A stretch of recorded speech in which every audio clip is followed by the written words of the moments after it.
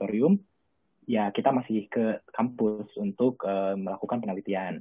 Tapi untuk program-program yang lain, seperti misalnya kelas atau ya kuliah dan webinar seperti seminar, kemudian talks dan workshop dan juga pelatihan-pelatihan lainnya, semuanya sudah dialihkan menggunakan platform online. Jadi sama aja sekarang dimanapun di dunia, di Inggris, mau di Indonesia, mau di Amerika, mau di Jepang, semuanya menggunakan sistem online. Nah, itu juga ada hubungannya nanti dengan industri 4.0. Ya, setuju ya Kak Ujian. Kondisi pandemi tidak mengurangi semangat Kak Ujian untuk terus bekerja di laboratorium dan melakukan aktivitas lain ya Kak ya. Ya. Nah, pertanyaan Kak ini untuk Kak Leni. Kak Leni kan aktif di organisasi mahasiswa di Cina nih. Kita tahu semua ya Kak ya, COVID ini awal merebaknya di Cina. Ada kabar tidak Kak dari rekan-rekan Kakak di Cina bagaimana proses perkuliahan di Cina pada saat ini? Silakan.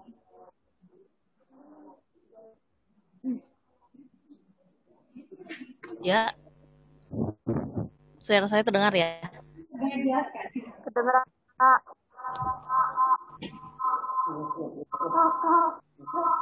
Sebetulnya saya juga menyelesaikan studi saya itu 1 semester di Indonesia dengan sistem online.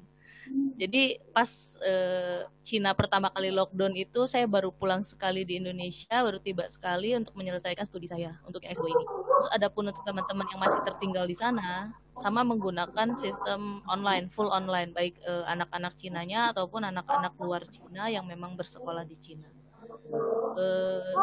Untuk saat ini yang saya tahu kabar terbaru di Cina sudah offline lagi, mereka sudah mulai beraktivitas seperti biasa lagi, hanya saja dengan protokol kesehatan yang sangat ketat. Tapi untuk anak-anak yang memang anak-anak asing, mahasiswa asing yang ada di luar Cina itu masih belum boleh masuk ke area Cina. Seperti itu. Baik Kak, jadi tetap ya Kak ya, sekarang semuanya harus tetap hati-hati ya, walaupun di Cina angka penderita COVID-nya sudah menurun.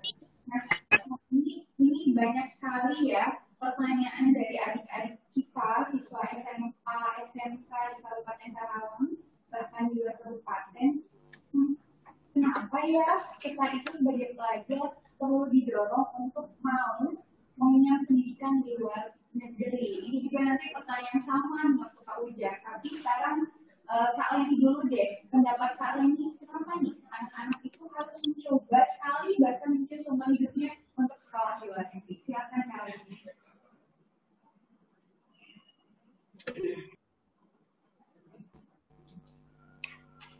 Oke, kalau menurut perspektif dari saya, kenapa teman-teman di sini ataupun siswa-siswi ya, terutama yang mau bersekolah di luar negeri ini cukup menarik dan perlu dicoba.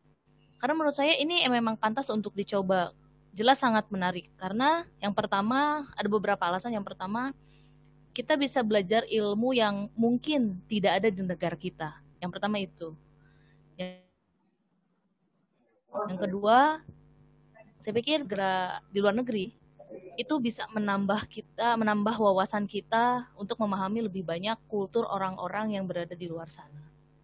Terus yang selanjutnya, kalau kita terpilih menjadi siswa yang mewakili negara kita Indonesia ini untuk belajar di luar negeri, artinya kita adalah orang-orang yang cukup terpilih dan kompeten bisa mewakili negara kita ke sana dan bisa memperkenalkan terutama budaya Indonesia di luar sana ataupun negara kita sendiri yang mungkin di luar sana orang-orang belum tahu nih Indonesia itu yang mana, negara apa dan seperti apa. Terus yang lainnya, yang lebih penting adalah ilmu yang sudah kita pelajari nantinya di luar negeri itu bisa kita bawa untuk membangun negara kita sendiri. Itu patut dicoba sekali kalau menurut saya, karena belajar di luar negeri selain asik, belajarnya dapat ilmu baru, tantangan baru, juga dapat hal-hal yang menarik kadang di luar dugaan. Gitu Bu Hilda. Wah, luar biasa ya kalau ini. Nah, adik-adik ternyata seperti berpetualang ya. Jadi dicoba harus. Dan Kak ini kan sekolahnya di Cina ya, salah satu negara di Asia begitu. Boleh diceritakan nggak sih Kak seperti culture gap-nya ketika Kakak tinggal di Cina, kekagetannya Kakak sebagai mahasiswa di sana, walaupun sama-sama di Asia nih Kak, boleh di-sharing Kak di Edinburgh.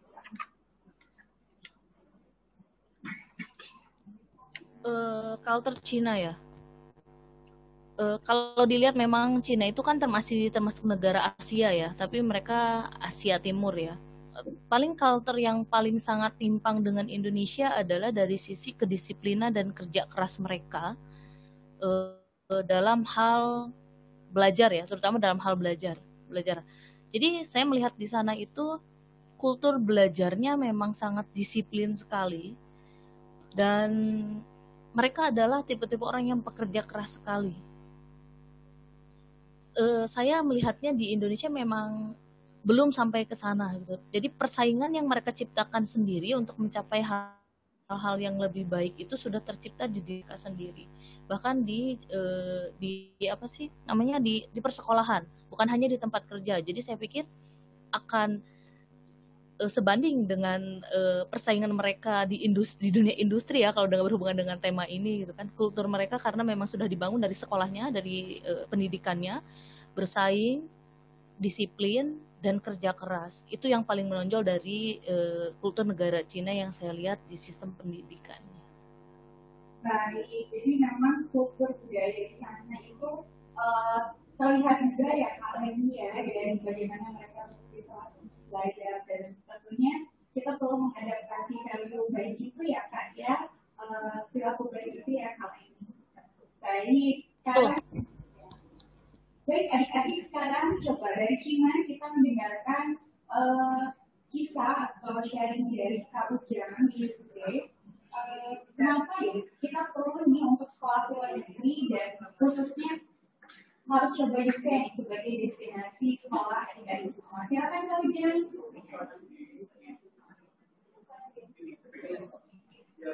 Hai. Ya jawabannya sama seperti kalian nih ya. Banyak sekali hal yang bisa dipelajari di luar negeri. Mungkin kalau kita balik lagi ke sejarah dulu, sebenarnya Indonesia merdeka karena ada kesadaran bapak bangsa kita yang zaman dulu memang sekolah di luar negeri. Contohnya Bung Hatta, kemudian beberapa tokoh pahlawan yang pernah sekolah di luar negeri dan melihat bahwa dunia itu tuh, dan maksudnya gini, Indonesia tuh nggak bisa kita dijajah terus-menerus, karena lihat nih di dunia ini bebas, banyak sekali yang bisa kita eksplor, banyak sekali ilmu yang bisa kita kan. Nah, sama halnya dengan kita, bangsa dulu pergi ke luar negeri untuk sekolah dan pulang ke Indonesia bisa memerdekakan Indonesia.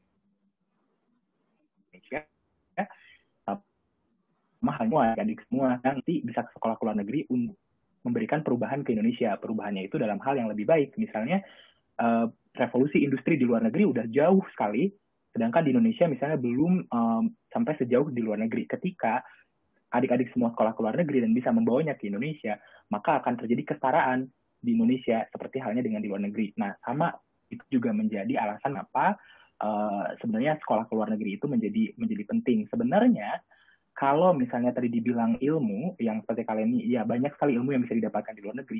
Banyak juga sebenarnya ilmu yang bisa digali di Indonesia. Contohnya, kalau kita ingin pelajari tentang obat-obatan bahan alam misalnya. Orang luar negeri nggak punya alam yang sebaik di Indonesia. Tetapi, bagaimana cara memanfaatkan alam tersebut, orang luar negeri jauh lebih baik dibandingkan dengan kita. Contohnya, tadi selain obat bahan alam, adalah misalnya energi terbarukan. Seperti misalnya kincir angin, kemudian energi terbarukan berdasarkan air, tata surya. Indonesia punya matahari jauh lebih banyak dibandingkan negara Inggris yang di sini hujan terus tiap hari, nggak ada matahari sama sekali. Tapi mereka bisa mengembangkan teknologi teknologi panel surya. Di Indonesia kita sources-nya, tapi kita nggak tahu cara negeri. Bisa jadi untuk menggali ilmu-ilmu tersebut dibawa ke Indonesia, dan kita bisa manfaatkan ilmu-ilmu itu agar Indonesia itu setara, nggak jadi lagi negara second world country, bahkan third world country gitu. Kita bisa jadi negara maju lainnya gitu. Contohnya tadi Cina dan India misalnya bisa juga. Setuju Kak. Jadi gitu Bu Hilda. Ya.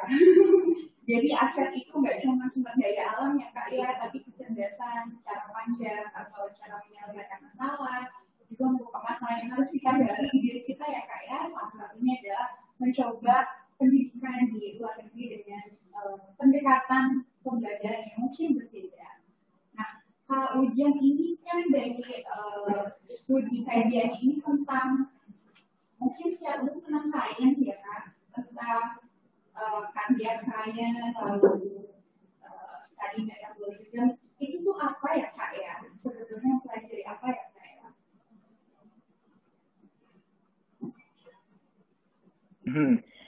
Ya, jadi PhD saya itu terkait tentang cardiac science. Cardiac itu bahasa medis yang artinya jantung. Jadi saya mempelajari mengenai jantung, tapi nggak menggunakan jantung. Saya bikin jantung buatan, istilahnya gitu. Jadi bikin jantung buatan manusia yang bisa kita kembangkan lagi di luar manusia itu sendiri.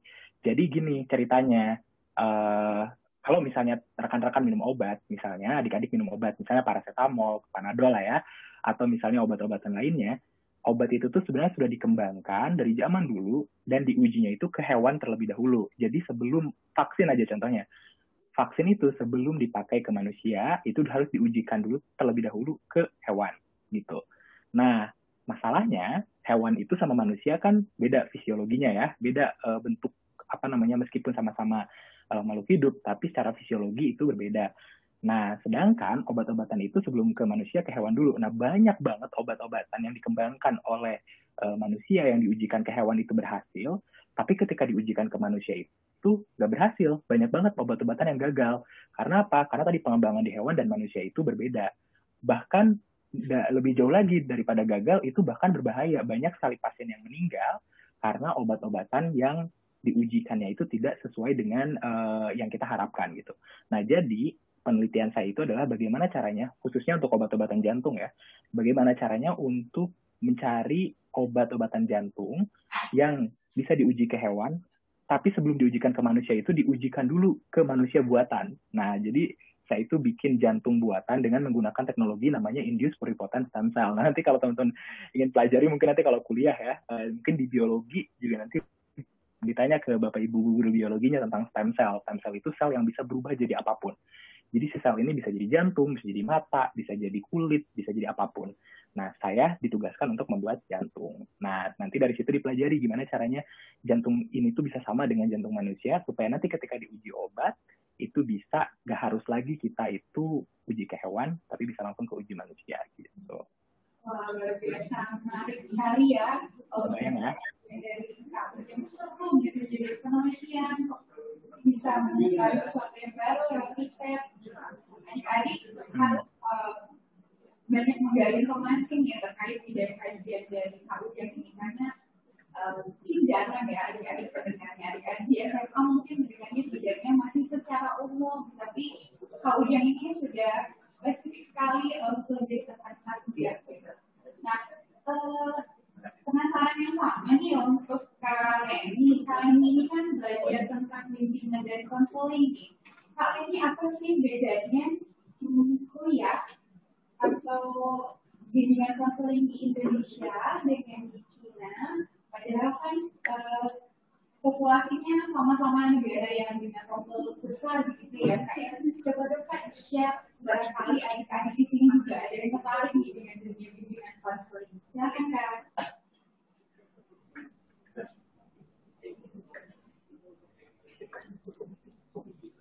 Sebelumnya saya mau meluruskan dulu, saya untuk bimbingan dan konseling untuk sekolah S1 saya, sementara untuk S2 saya di Cina itu adalah pengembangan dan pendidikan psikologi. Jadi lebih ke psikologi secara murninya.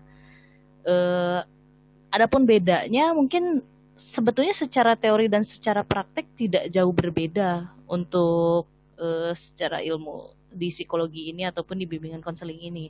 Hanya saja memang penerapan pada setiap negara pasti ada sedikit berbeda karena berhubungan dengan culture, dengan budaya di negara masing-masing. Jadi misalnya yang paling jelas adalah di Cina sendiri tidak menganut yang namanya ideologi seperti Indonesia yang memasukkan keagamaan.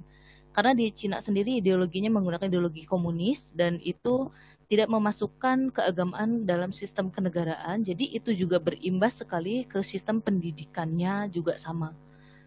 Kami juga di sana memang anak-anak luar negeri tidak diwajibkan untuk mempelajari Marxis di sana, tapi kami sedikit selintasnya memang kami mempelajari hal itu di sana. Jadi adapun hal-hal yang paling menonjol adalah di psikologi moralnya. Mungkin kalau di Indonesia itu karena negara demokratis dan berbasis berbagai macam agama, sementara di sana tidak melibatkan yang namanya unsur keagamaan. Itu paling Bu Hilda. Wah, menarik ya Kak ya, perbedaan antara kondisi di Indonesia dan kita. Nah, Kak Ujang dari kalian ini kita langsung nih pertanyaan pertama dari siswa dan siswi dari tadi udah jerit-jerit nih tanya-tanya tentang pertanyaan ini. Kak, gimana bisa dapat beasiswa tapi bahasa Inggrisnya sekarang sih pada saat SMA ini belum lancar-lancar banget gitu. Harus nggak sih kuliah ke luar negeri itu bahasa Inggrisnya bagus gitu. Saya ke Kak Ujang dulu nih. Kak Ujang gimana nih adik-adik yang pengen nih kayak Kak Ujang sekolah di luar negeri tapi bahasa Inggrisnya tuh masih belum sehebat Kak Ujang gitu. Dikasih tips-tipsnya dan motivasinya nih ke adik-adik kita Kak.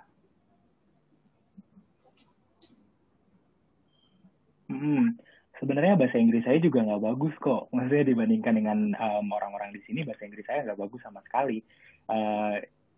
Dan meskipun saya sudah belajar bahasa Inggris dari kecil, dari umur 7 tahun sampai setiap di sekolah juga ada pelajaran bahasa Inggris. Sampai ke Amerika waktu SMA, di sana juga pakai bahasa Inggris. Tetap ketika ke Inggris, bahasa Inggris saya juga nggak bagus.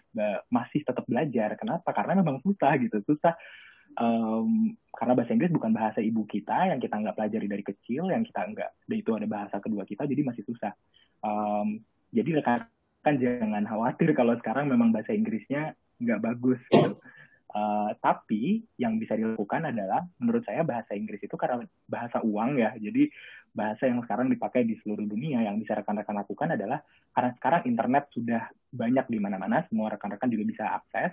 Menurut saya salah satu hal yang bisa rekan-rekan praktekkan atau bisa pelajari sekarang itu adalah dengan tadi banyak mengakses konten-konten berbahasa Inggris, misalnya baca artikel berbahasa Inggris, baca buku berbahasa Inggris, nonton film-film berbahasa Inggris, dan lain-lain. Atau bahkan bisa punya teman lewat Facebook atau lewat platform lainnya, teman orang Inggris. Sekarang udah banyak platform yang memungkinkan kalian bisa diskusi dengan teman dari lintas negara manapun dan bisa langsung praktek bahasa Inggris gitu. Jadi nggak harus, sekarang udah nggak lagi temenan sesama di Kerawang Barat gitu ya, atau sama-sama Rengas Dengklok, udah nggak kayak gitu. Sekarang temenannya udah sama teman-teman dari Belanda, dari Jepang, semuanya sudah terkoneksi. Nah, caranya adalah dengan praktek. Kalaupun memang bahasa Inggrisnya nggak bagus, nggak masalah. Seperti saya bilang tadi, meskipun saya tinggal di Inggris sudah bertahun-tahun, nggak bertahun-tahun juga sih, udah 3 tahun sekarang, tetap aja bahasa Inggris saya juga nggak terlalu bagus. Yang bisa adalah pede aja, pede buat ngomong, belajar terus tiap hari, tambah vokabulari, tambah kosakata tiap hari, dan praktekan gitu sih. Jadi jangan khawatir sih, menurut saya bahasa Inggris nggak jadi kendala. Ya, nah jadi yang terpenting itu tidak boleh minder ya Kak Ujang ya, karena ada istilah baru nih ya anak-anak sekarang tuh insecure, termasuk insecure sama bahasa Inggris nih. Jadi, nah adik-adik Kak Ujang juga sudah memberikan tipsnya, jadi nggak boleh minder belajar lewat film, lewat lagu, lewat artikel, lewat baca, yang penting kita paham. Nah, adik-adik jadi tidak ada lagi alasan untuk nggak pede ya untuk belajar bahasa Inggris dan mulai mempraktikannya baik ke teman, guru, atau orang tua di rumah. Nah, berikutnya nih untuk kali ini kan Kak Leni ini bahasa pengantar di kampus barangkali banyaknya Cina nih Kak. Gimana nih Kak, kalau kuliah di Cina perlu juga memakai bahasa Inggris atau dominan bahasa Mandarin? Ya, Kak Leni. Kebetulan untuk sekolah kami di Cina, hampir seluruhnya bahasa pengantarnya adalah Mandarin. Jadi, kalau kalian nggak bisa bahasa Inggris, nggak masalah. Tapi harus bisa bahasa Mandarin. Cuma ya, ini sebenarnya bahasa manapun dasarnya sama. Kalau kalian memang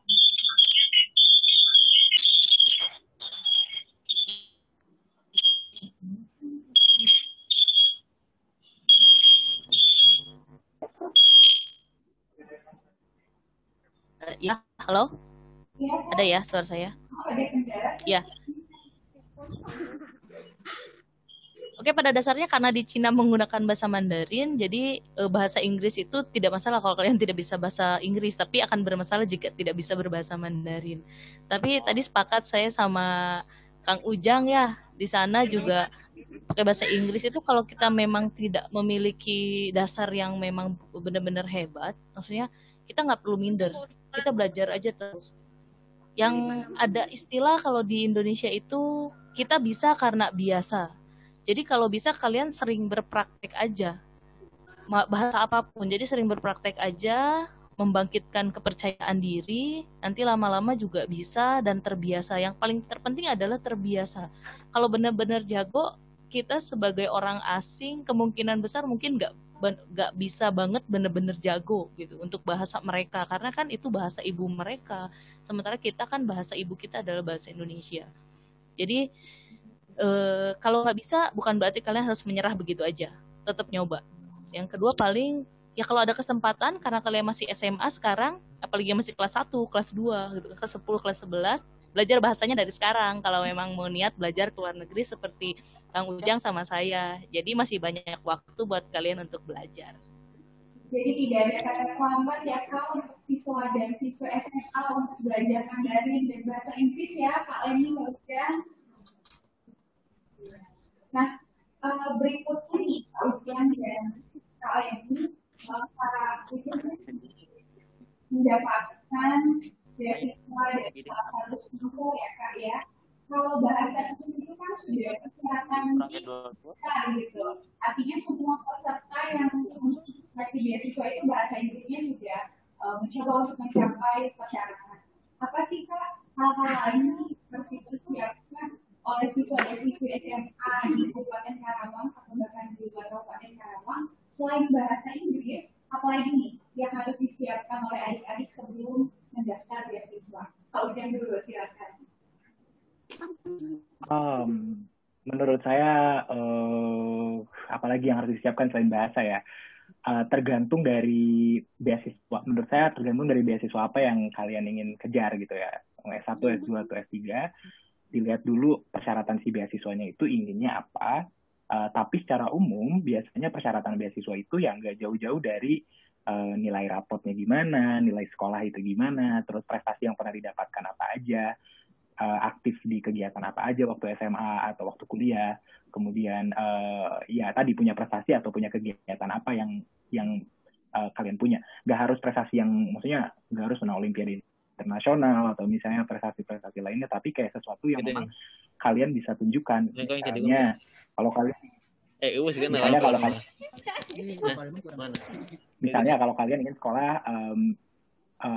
fashion misalnya ya, S1-nya ingin fashion, ini kalian nggak harus menunjukkan prestasi lomba debat atau lomba apapun, kalian misalnya terkait dengan fashion ya, kalian bisa tunjukin terkait dengan fashion tadi. Atau kalau misalnya kalian sekolah di computer science, nah kalian harus tunjukin kalau kalian memang bisa atau ahli di bidang computer science sejak SMA. Saya dari sekarang mau sebut caput kapan kau yang sedih.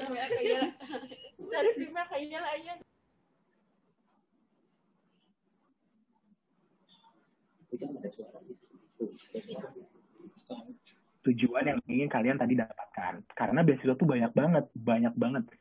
Dari saya dapat beasiswa dari S1 dapat beasiswa, kemudian semua internship juga pakai beasiswa, dan sampai sekarang S3 pun pakai beasiswa gitu. Wah, luar biasa ya Kak ya, kalau mendapatkan beasiswa. Adik-adik ternyata selain bahasa Inggris, mulai dari sekarang adik-adik harus mempersiapkan.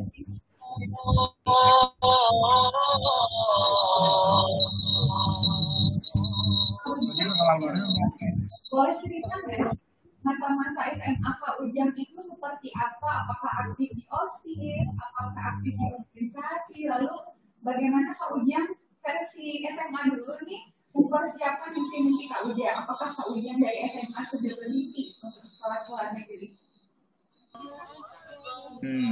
Iya. Gimana? Ya. Adik-adik, siswa-siswi Karawang yang cerdas, kali aja bisa nanti mikrofonnya di nonaktifkan dulu ya, nanti akan ada organisasi tanya jawab. Sekarang kita dengerin semua cerita dari Kak Ujang. Silakan Kak Ujang dilanjutkan. Ya, dulu saya di SMA 1 Karawang, sekolahnya dulu ya. Dan kegiatan waktu SMA saya ikutin semua gitu, kayak OSIS, ikut Paskibra, kemudian ikut beberapa lomba juga, lomba debat, lomba storytelling dalam bahasa Inggris, segala macam. Pokoknya segala kegiatan waktu SMA saya ikutin gitu. Di SMA kayak ya tadi lomba-lomba, kemudian ikut program pertukaran pelajar juga ke luar negeri. Dan memang dari sejak SMA saya memang punya cita-cita pengen sekolah S3 sampai S3 ke luar negeri. The Bluetooth device is ready to pair. Ya, gitu. Jadi dari sejak SMA sudah punya cita-cita sekolah ke luar negeri, dan caranya adalah dengan ikut banyak kegiatan waktu SMA. Aktif sekali ya Kak, ya, luar biasa sekali. Jadi adik-adik Kak Ujang ini ternyata rahasianya sudah dimulai dari SMA aktif di segala organisasi. Jadi adik-adik juga jika ada peluang manfaatkan ya, walaupun di masa pandemi ini jika ada kegiatan secara online seperti ini. Nah, sekarang kita juga ingin dengar nih dari Kak Leni. Kak Leni, gimana nih selain bahasa Mandarin kalau ini kuliah ke Cina, apalagi Kak yang harus siswa dan siswi persiapkan aspek-aspek yang lain Kak agar bisa mendapatkan beasiswa ke Cina Kak? Silakan Kak Leni. Sebelumnya mohon maaf nih karena background songnya masih ada suara azan ya. Kalau agak ini azan asar soalnya di sini. Cina sih sebetulnya secara persyaratan umum sama ya. Kalau bahasa mungkin bahasa Mandarin, tidak bahasa Inggris. Kalau prestasi akademik dan non akademik itu jelas memang dipertimbangkan sekali untuk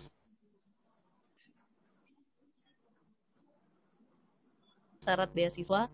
Yang kedua, yang pasti tekad. Tadi saya dengar Kang Ujang itu kan punya tekadin dari SMA, pengen kuliah ke luar negeri sampai S3, itu namanya tekad. Dan sekarang berhasil dicapai. Yang pasti, Kang Ujang sangat kuat sekali. Begitupun dengan saya juga bisa mencapai titik ini karena tekad saya yang kuat. Yang keduanya adalah motivasi diri kita yang harus tetap stabil. Kita nggak pernah tahu kapan kita bisa mendapatkan beasiswa, tapi kalau nyoba, itu harus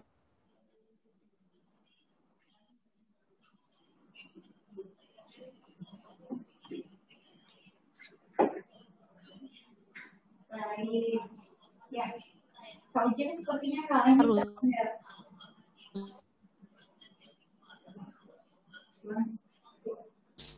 harus selalu ada kesempatan tahun ini, tidak sekali, 2 kali, 3 kali untuk mencoba. Halo? Ya, silakan kalian lanjutkan.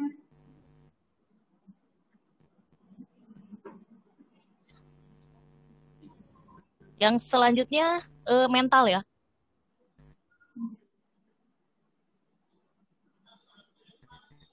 Mental yang harus dipersiapkan dari kita itu sendiri, itu bukan titik akhir, tapi itu adalah titik start kita untuk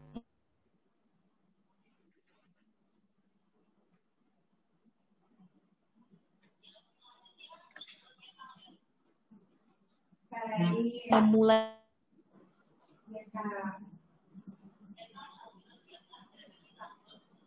semuanya. Begitu kita menerima beasiswa dan pergi keluar sekarang ya adik-adik ya. Karena nggak mudah menjaga kestabilan disiplin dan kerja keras dalam belajar itu nggak mudah, apalagi nanti kita akan harus bersaing dengan orang-orang di negara itu sendiri dan teman-teman kita mungkin yang dari Indonesia sama-sama datang ke sana. Itu aja Bu Hilda paling kalau dari saya. Itu ya Kak ya, bahwa siswa seluruh Indonesia itu yang mencoba beasiswa cukup banyak ya Kak ya. Jadi adik-adik harus mempunyai nilai atau kelebihan lain di samping bahasa Inggris, dan juga harus kuat mental. Seperti Kak Leni sampaikan tadi, kuat mental dalam menjaga motivasi agar fokus mau berusaha dan itu nggak mudah loh. Jadi harus betul-betul tekadnya kuat seperti tekadnya Kak Leni dari Kak Ujang ya. Nah, kembali nih Kak Leni dari Kak Ujang, itu kan tadi tips dan tips umumnya gitu ya. Sekarang mulai ke khusus nih Kak. Kakak tahu informasi beasiswa itu dari mana nih Kak sumbernya? Apakah dari teman atau sendiri atau gabung dalam sebuah komunitas itu bagaimana? Mulai dari Kak Ujang dulu, Kak. Silakan. Ya benar sekali. Jadi sekarang tuh udah banyak banget informasi yang didapatkan ya. Dulu mungkin ketika saya SMA untuk tahu program AFS atau pertukaran pelajar ke Amerika, itu saya tahunya cuma dari papan atau mading ya, majalah dinding SMA gitu. Jadi tahunya cuma dari poster mading. Kalau nggak ada mading, ya nggak bisa tahu gitu. Karena dulu waktu zaman SMA, internet zaman itu belum sebaik sekarang gitu. Dan saat itu masih pakai teknologi SMS, nggak ada WA, nggak ada apapun gitu ya. Dan sekarang teknologi itu udah banyak banget. Bahkan kalau kalian sekarang punya Instagram,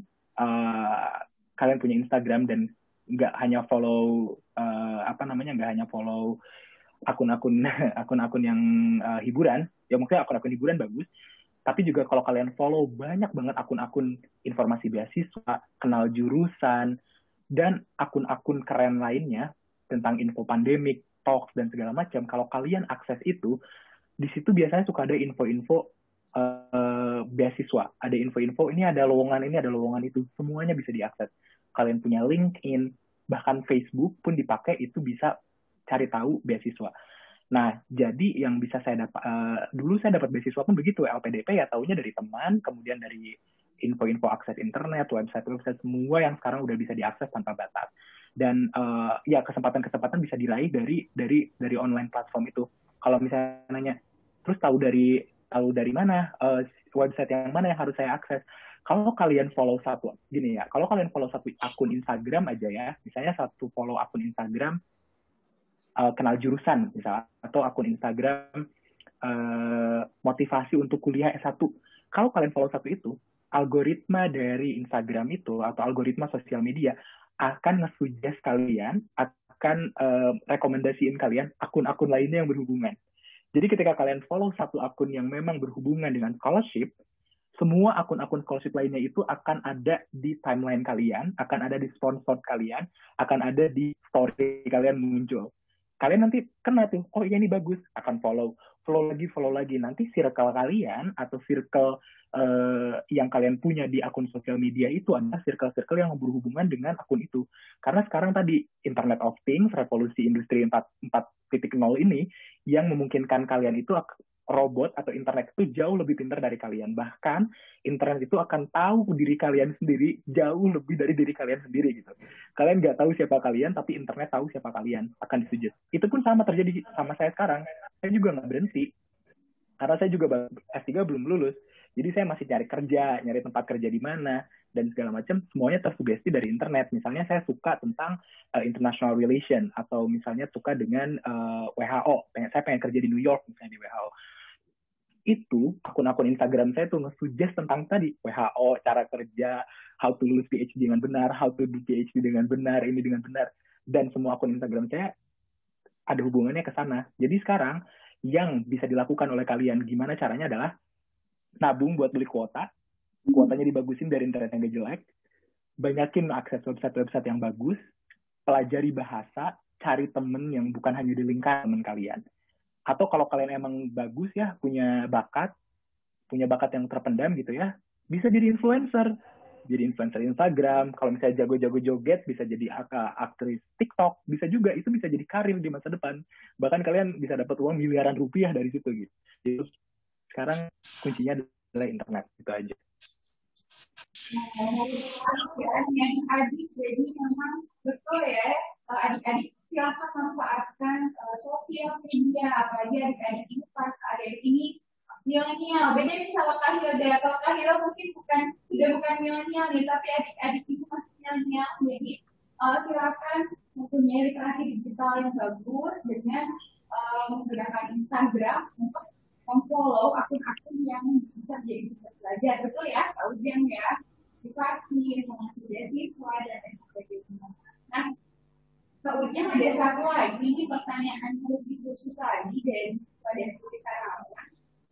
Ketika mendaftar beasiswa itu kan ada yang namanya personal essay. Nah, apa ya Kak bedanya essay yang selalu dibuat adik-adik siswa ini ketika belajar di sekolah, yang merupakan salah satu tugas belajar mereka atau proses belajar mereka, dengan essay yang bisa kita buat untuk mendapatkan beasiswa ya Kak, karena kan essay ini merupakan bagian yang penting juga kalau penerima beasiswa. Ini sih menurut saya yang jadi kritik juga nih untuk sistem pendidikan yang ada di Indonesia. Salah satunya adalah bagaimana mengekspresikan opini atau bagaimana mengekspresikan ilmu pengetahuan itu melalui esai atau melalui tulisan. Nah, ini juga yang jadi kendala saya sampai saat ini ketika saya S3 adalah saya ini sangat-sangat sekali sampai sekarang terkendala menulis esai yang benar, mengemukakan opini dalam bentuk tulisan sampai sekarang, baik dalam bahasa Indonesia maupun dalam bahasa Inggris. Jelas ini bukan salah Bapak Ibu guru dan jelas juga bukan salah dosen-dosen saya. Ini kesalahan sistem yang ada di Indonesia yang tidak memungkinkan kita untuk menulis. Nah, sebenarnya yang bisa kita lakukan sekarang ini, tadi pertanyaan dulu perbedaan esai untuk beasiswa dan perbedaan esai pada umumnya yang di sekolah seperti apa. Gak ada bedanya, dan inti dari esai aplikasi beasiswa itu adalah bagaimana kalian bisa mengekspresikan opini kalian melalui tulisan tadi dengan tulisan yang cantik gitu tulisannya.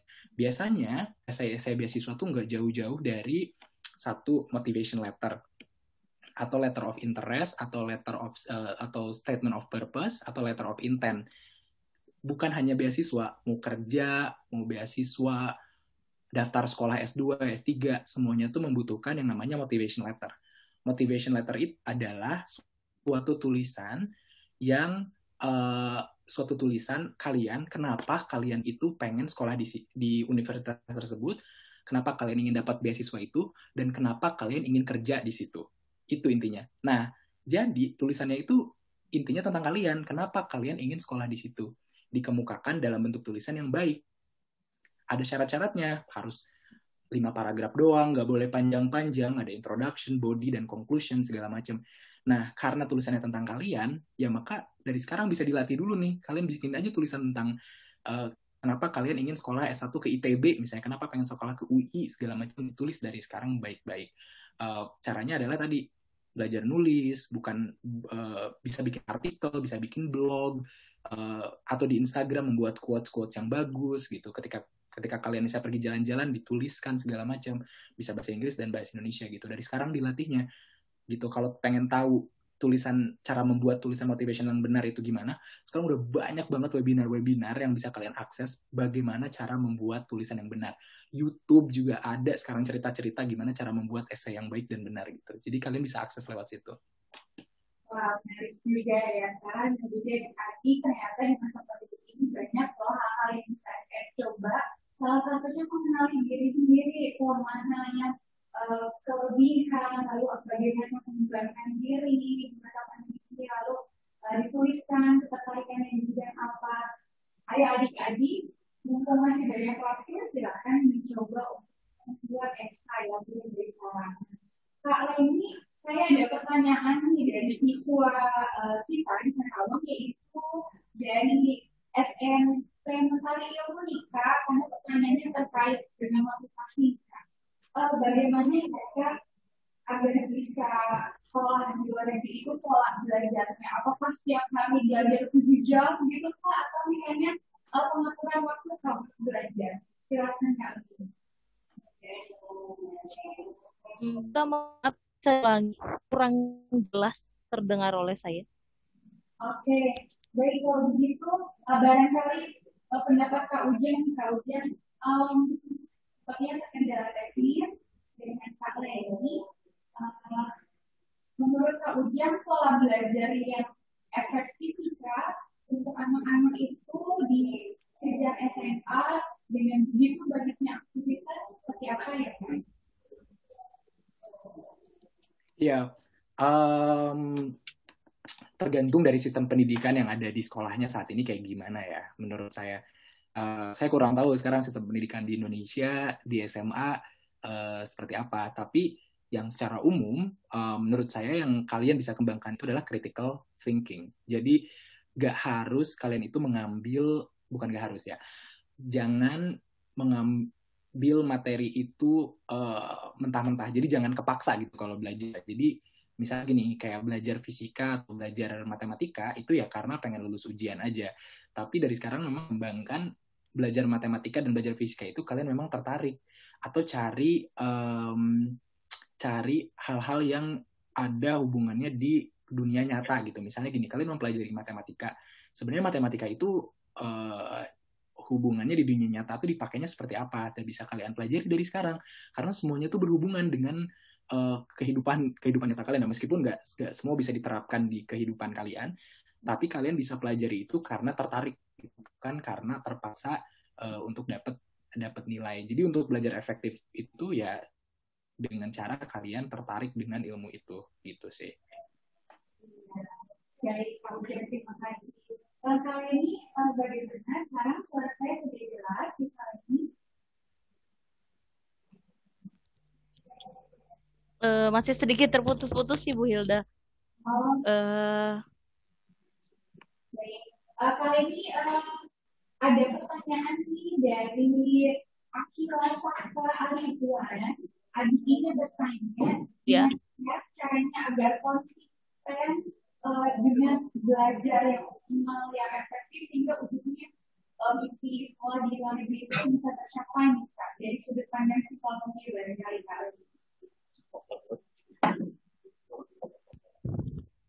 Kalau dari sudut pandang saya ya, untuk menjaga motivasi yang konsisten itu kalian bisa berprinsiplah jadi orang yang selalu berpikir kalau tidak ada yang tidak bisa. Yang pertama itu. Jadi segala sesuatu baik yang baru, yang awalnya tidak bisa, yang awalnya sulit, kalian bisa belajar sedikit demi sedikit dari sekarang sampai selanjutnya itu, dan lama-lama kalian akan menjadi bisa dan biasa. Jadi tidak ada yang tidak bisa, berprinsiplah menjadi orang seperti itu. Terus yang keduanya, untuk motivasi kalian yang agar bisa stabil itu, ya kembali ke diri kalian. Kalau kalian punya tekad, punya cita-cita, ya kalian harus konsisten. Arti konsisten itu memikirkan hal-hal yang memang ingin kalian tuju.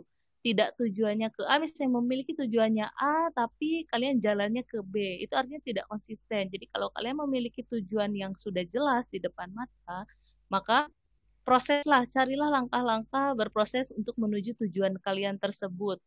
Jangan mudah tergoda dengan godaan-godaan yang lain yang mungkin akan muncul di tengah jalan untuk menarik kalian ke sisi yang lain. Jadi tetap fokus pada tujuan kalian. Mungkin itu aja, Bu Hilda. Terima kasih. Nah, adik-adik, itu tadi sudut pandang Kak Leni ya, dari sudut psikologi. Jadi adik-adik itu harus teguh pendiriannya. Saya mau kuliah ke Inggris, ke Cina. Jadi tetap harus menjadi dua adik-adik dan tidak mudah diserang ya oleh yang lain-lain. Nah, kemudian ini juga ada pertanyaan dari adik kita dari SMA dari Bunga Kuliah Bekasi.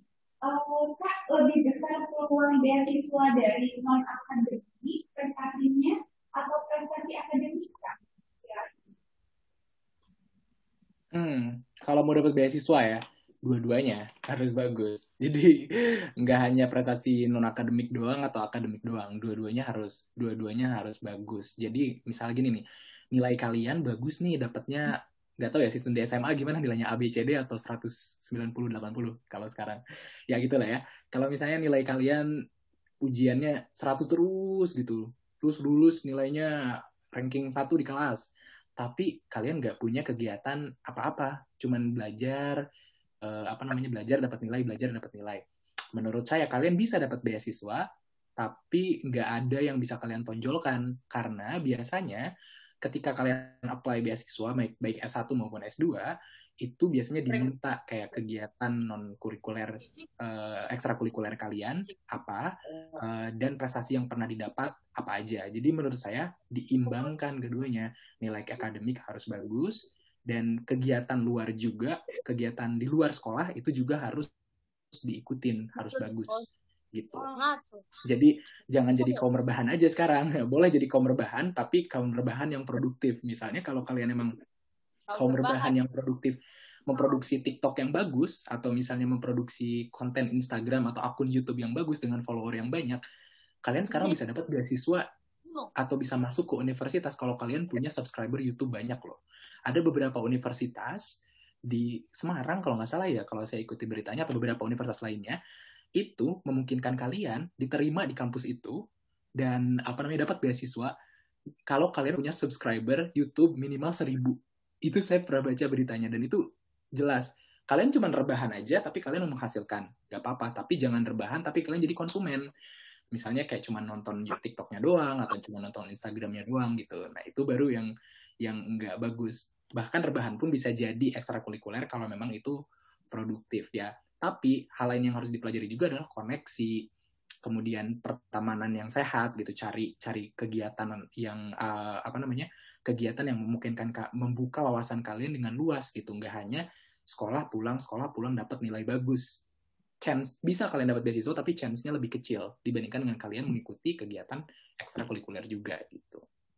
Nah, betul ya, jadi adik-adik tidak ada harus dua-duanya seimbang antara akademis dan akademik. Jadi adik-adik ini yang senang berorganisasi, sama ikut ekstrakurikuler tetap dijalani yang paling seimbang karena dua-duanya menurut pemaparan Kak Ujian tadi menjadi faktor yang sangat penting yang menjadi adik-adik.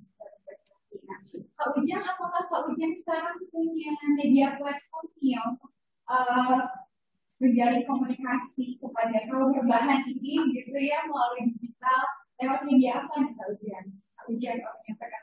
Iya, kalau misalnya kalian ingin akses tentang kehidupan saya di Oxford, di UK, bisa kalian lihat Instagram saya misalnya. Atau kalau kalian ingin konten-konten yang lebih edukatif, bisa mungkin akses juga YouTube saya.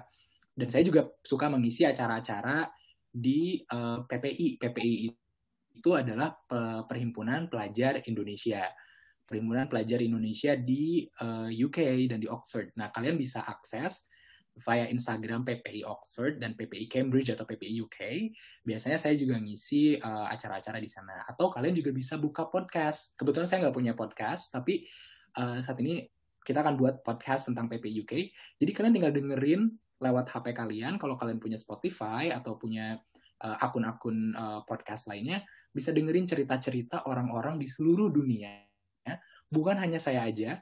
Mungkin saya cuma satu dari ratusan ribu, nggak juga ratusan ribu sih, kebanyakan dari ribuan anak-anak Indonesia lainnya yang sekolah di luar negeri yang punya cerita yang berbeda.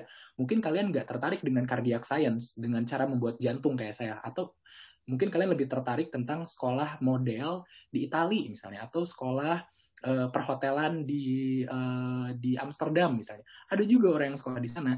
Nah mungkin kalian terinspirasi dan kalian akan terkejar. Nah itu caranya mungkin bisa kalian lihat akun Instagram saya juga, atau nanti dari akun Instagram saya, kalian akan disugesti akun-akun Instagram lainnya, atau kalian nonton YouTube yang bukan hanya akun YouTube yang ada di Indonesia, bukan hanya YouTube-nya Baim Wong misalnya, yang cuma cerita tentang Indonesia, tapi juga follow akun-akun YouTube-nya PPI UK, PPI Cambridge, kemudian akun-akun PPI Cina, atau misalnya akun-akun LPDP, segala macam. Dari sana kalian akan dapat hiburan, motivasi, dan juga informasi gitu. Bukan hanya akun saya aja, jadi bukan promosi akun, tapi lihat akun-akun yang lain juga. Iya, nah, iya betul. Nah, saya juga adik-adik mendorong nih untuk adik-adik Satu lagi Bu Hilda. Ya silakan.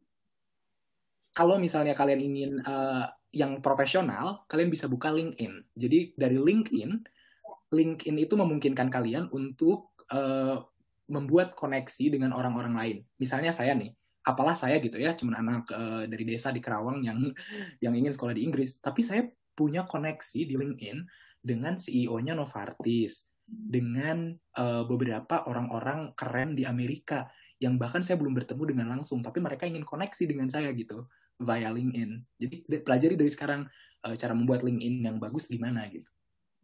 Nah, gitu ya adik-adik semuanya belajar mulai gunakan LinkedIn untuk media kenal orang-orang hebat dan koneksi di mereka, juga lihat akun YouTube. Dan salah satunya juga punya Kang Ujang, jangan lupa di follow ya, di subscribe ya, karena pasti banyak nih informasi dari Kang Ujang sama Oxford. Nah, berikutnya buat Kak Reni ini ada pertanyaan dari Chelsea Aulia Olivia dari SNPN 1 Pakis Jaya. Kak Ujang pasti tahu nih, sekolah yang jauh ya Kak ya, daerah pantai ya Kak Ujang ya. Nah, kalau ini ada cerita yang disampaikan oleh penanya bahwa banyak siswa yang ingin sekolah ke luar negeri tapi tidak diizinkan orang tuanya minta. Boleh nggak sih Kak mungkin diberikan sedikit pandangan atau gambaran bahwa sebetulnya sekolah di luar negeri itu aman dan tidak perlu khawatir terhadap keamanan anak-anak para orang tua atau wali murid ini untuk menyekolahkan anaknya ke luar negeri. Silakan, Kak. Ya, baik Bu Hilda. Banyak memang, apalagi yang tarafnya baru dari SMA mungkin ke S1 untuk ke luar negeri, banyak orang tua yang sangat khawatir untuk tidak mengizinkan anaknya ke sana. Saya juga pengalaman waktu jadi guru BK di SMK Negeri 8 Bandung. Beberapa orang tua anak-anaknya sudah lulus beasiswa ke Cina juga tidak mengizinkan. Tapi mudah-mudahan juga ini jadi inspirasi buat orang tua lain yang ingin menyekolahkan anaknya ke luar negeri dengan beasiswa ataupun non beasiswa.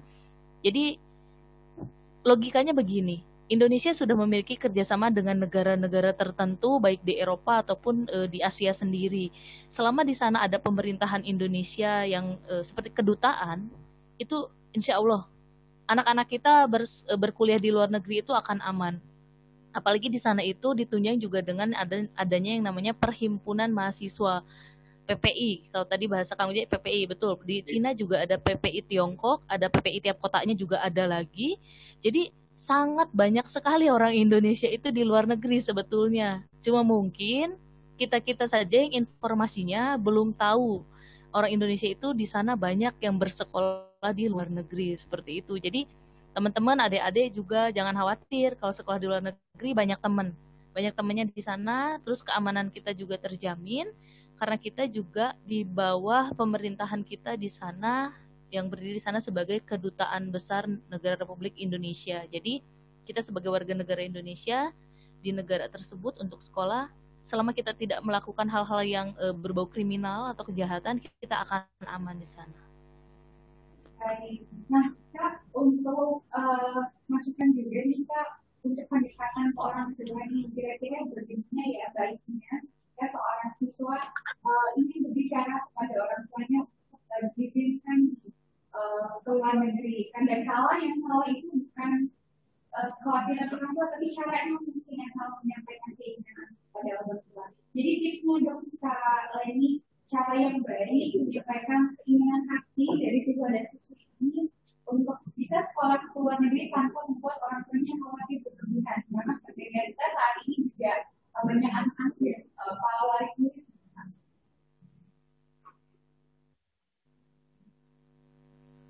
Silakan kalian. Adapun kalaupun siswa berkendala sekali dengan misalnya dengan orang tua, berkomunikasi dengan orang tua, alangkah baiknya mungkin pihak sekolah juga bisa membantu Bu Hilda, karena di setiap sekolah saya juga tahu kebetulan untuk tingkat SMA itu pasti ada guru BK-nya. Mungkin guru BK-nya juga bisa membantu berkomunikasi dengan si anak dengan orang tua lewat guru BK ini. Jadi guru BK-nya kalau memang bisa sebagai mediator untuk mengkomunikasikan keinginan anak dengan orang tua itu bisa difasilitasi sebetulnya dengan ya fakta-fakta yang memang untuk sekolah ke luar negeri itu sendiri tidak semenyeramkan yang dibayangkan gitu, dibayangkan sama teman-teman orang tua di sini. Jadi membuka wawasan orang tua dulu. Mungkin kalau didatangkan orang tuanya ke sekolah, berkomunikasi dengan baik dengan guru BK, dan lalu dipertemukan dengan anaknya juga, sistemnya dengan bimbingan pasti guru-guru bimbingan konseling tahu lah tahapannya. Alangkah bagusnya jadi seperti itu. Kalau siswa berkendala, berkomunikasi langsung dengan orang tua, bisa minta bantuan dengan guru-guru BK-nya di sekolah. Saya pikir kayak gitu itu jauh lebih baik dibandingkan tidak ada fasilitator sama sekali, tidak ada media sama sekali. Karena biasanya kalau guru dengan orang tua kan berbicaranya jauh lebih enak ya Bu ya, gitu kan ya. Jadi dibanding anak-anak yang memang kalau punya keinginan berbicara langsung dengan orang tua kadang tidak bisa menyampaikannya dengan cara yang lebih baik atau lebih halus. Kayak gitu Bu Hilda. Ya, jadi adik boleh kok ya melibatkan guru bimbingan konseling di sekolah untuk berkomunikasi. Jadi adik takut yang aku mencoba ya, jadi tetap punya mimpi, tetap komunikasikan dengan orang tua, berangkatlah ke luar negeri. Karena banyak hal baik, praktik baik, apa yang itu.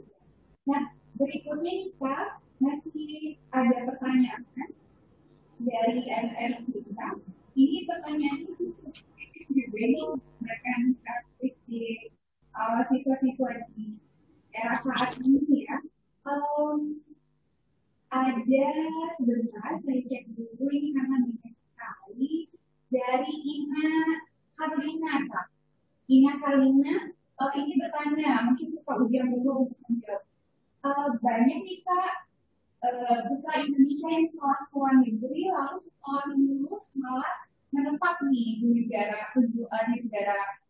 sekolah, misalnya Kak Ujang di Inggris, banyak juga yang sebetulnya menurut Kak Ujang kontribusi itu apakah harus selalu di dalam negeri atau boleh di mana saja, Kak? Oke. Ini pertanyaan yang sangat kontroversial ya. Tapi ini pertanyaan yang sangat kontroversial. Tapi menarik untuk diberikan.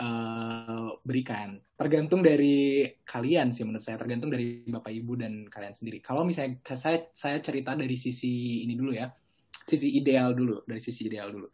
Sisi idealnya, kalau rekan-rekan lihat, Cina, kebetulan Bu Leni, saya juga tertarik dengan Cina. Saya sedang mempelajari bahasa Cina sekarang kebetulan.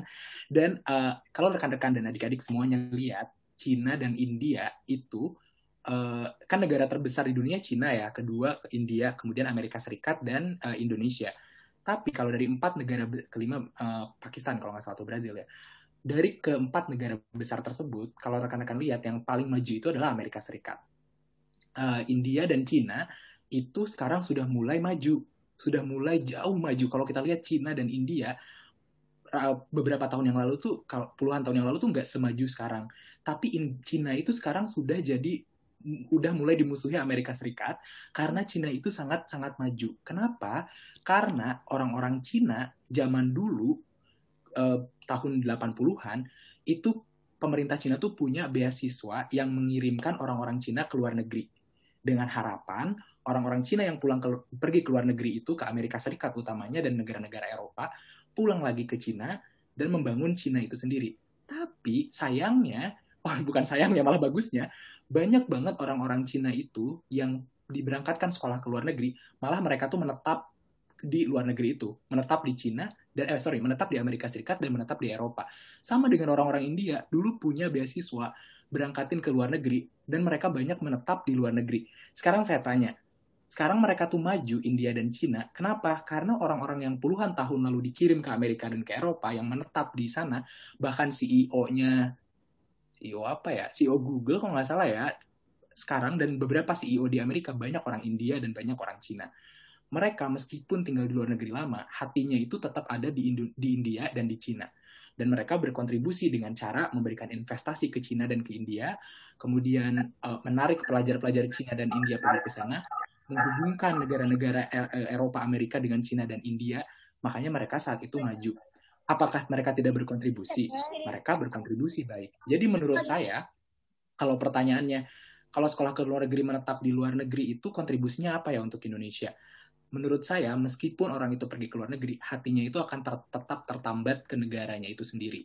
Meskipun berubah kewarganegaraan, menetap atau menikah dengan orang lokal, dia akan tetap berkontribusi di Indonesia tanpa harus berkontribusi pulang ke Indonesia itu sendiri. Gitu.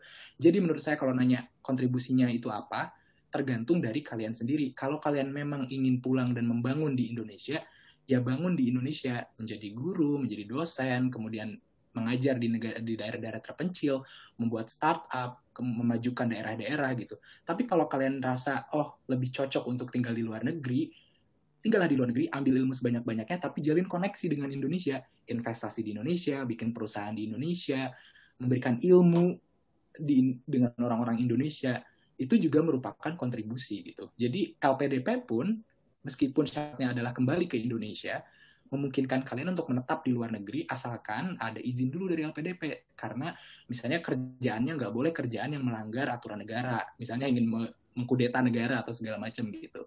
Menurut saya kayak gitu sih. Kontribusi bisa dilakukan di mana saja. ya, jadi sudah terjawab sudah rasa penasaran ini. Jadi berkontribusi itu bisa di negara mana saja, yang penting hatinya tetap Indonesia ya, Pak Ujang ya. Top merah putih, Garuda di dadaku. Nah, sedikit juga nih Pak Ujang, ada siswa kita yang berprestasi juga nih.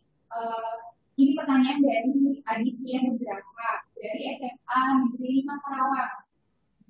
Jika seseorang punya prestasi ini sebagai penulis novel nih Kak, sudah punya buku, sudah diterbitkan, kira-kira itu bisa menjadi poin tambah tidak Kak untuk meyakinkan penerima beasiswa untuk mendapat beasiswa?